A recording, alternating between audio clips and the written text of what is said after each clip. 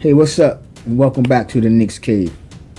A lot of people saying that Julius Randle his season was a fluke. I don't think so, and here's why. Let's talk about it.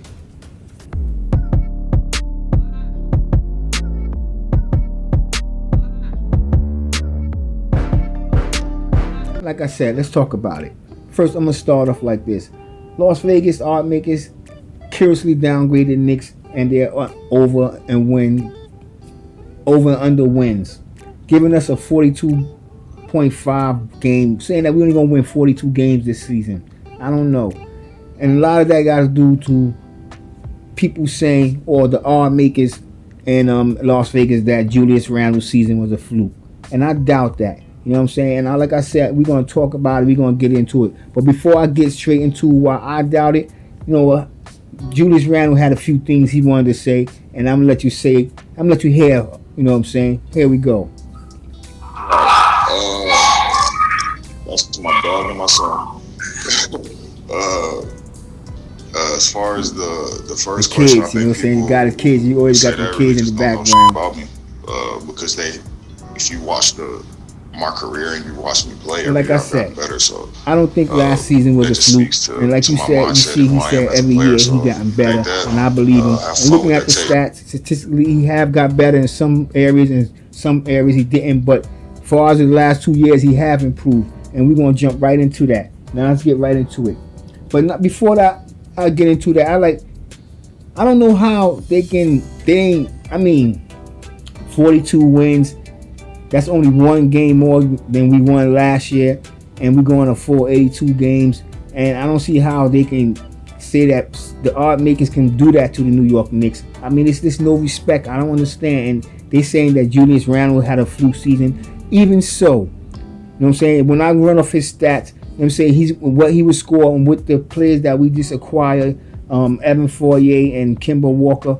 Why would you rate us so low? Other than the fact that y'all just want to hate on the New York Knicks.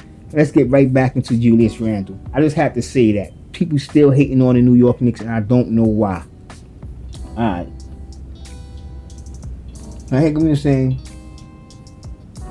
Randle said, for anyone believing that his season was a fluke, he said they don't know shit about him. If you watch my career every year, I've gotten better. If you think that, have fun with it. And that's why I really like Randle, and that's why I don't think his season was a fluke. And one more quote from Randle before we jump into his stats. He said, I told them, talking about the Knicks franchise that is, if they needed me to help, I'll get involved. Randle said, at the end of the day, winning is all that matter. My biggest goal is to win a championship in New York. Whatever I can help to make it happen, to bring a championship to this city. If they need me to help and recruit a player, then I will go out and do what I can do. And this is why I like Julius Randle, because he don't have no he don't have no like fairy tale thinking about the New York. He know they're not in a position to win a championship, so whatever the team will ask him to do, he'll go out and try his best. Hold on, I'm gonna give you a look at this shirt, you know what I'm saying, a full view, because I know y'all see this shirt, but y'all don't see nothing with the Knicks on it. You come right down here, catch the little Knicks logo right there, so you're walking down the block. This is for all y'all Net fans. Yeah, I live in Brooklyn too, so you know I don't mind walking around with this shirt on. I be watching cats, they be looking at me, I be looking, giving them the side eye. But let's get right back into this. You know what I'm saying? Let's run off his. I'm gonna run off his stats for 2 seasons with the Lakers. And he only played 1 season with the Pelicans, and then I'm gonna run the next 2. Got the helicopters going on. Like I said, I live in Brooklyn. You know what I'm saying? It's the hood, baby. But like I said, 2 seasons with the New York Knicks.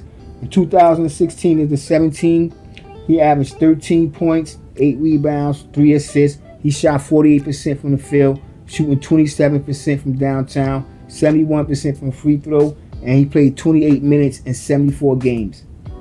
Now, we compare that to his 2017-2018 season still with the Lakers. He averaged 16 points.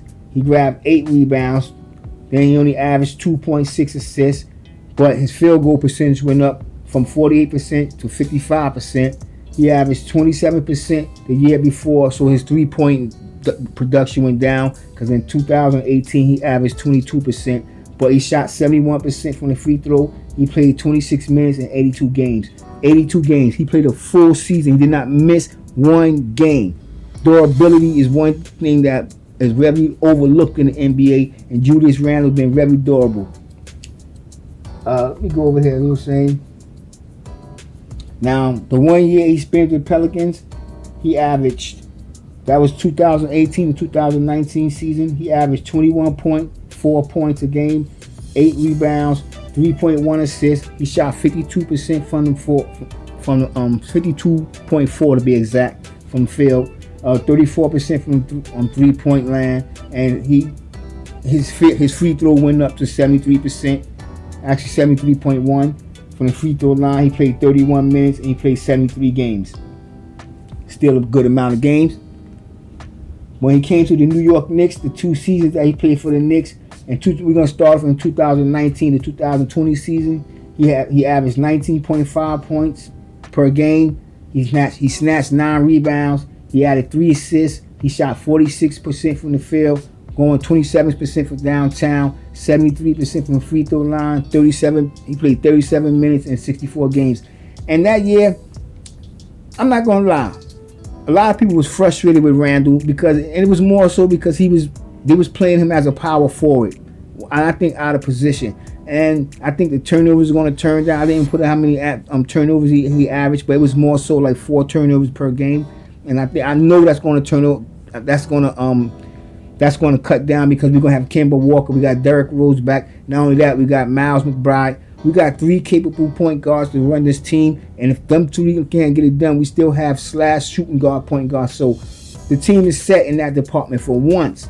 You know what I'm saying? I might be overstating right now because the season hasn't started, but for once, I can look at my team and say the Knicks have a decent core of point guards, and we have a young point guard for the future. That's the most important part. But let's get back to Julius Randle.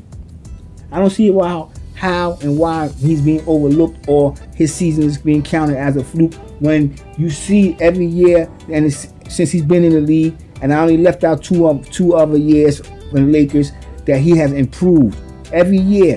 When he first started on the Lakers, he averaged 2 points. And the following season, it was 11 points. Then it went to 13. I didn't want to go that far back, but I'm just dropping some a little bit. This case y'all want to go back and look at, I'll just let y'all know before you go.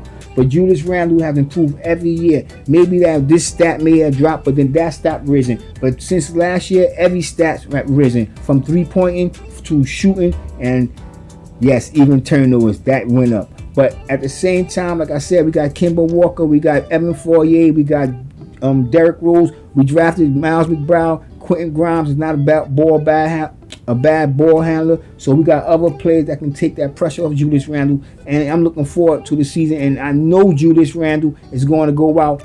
Last year, he became MIP. I'd say MIP, the most improved player. I think he's going to go and try to be the most valued player. And I wouldn't mind to see him and Kemba Walker in the same discussion when they're talking about that award. But at the same time, I'm still baffled. I'm really baffled to say that it was a fluke for him to have the season that he had. Even when we was getting down on him and talked about how he was spinning 2 double teams and traps, he still had a better season. He still was productive. It's just that the Knicks didn't have the core to go around him and help him. But you know, it's a different year. It's a different team.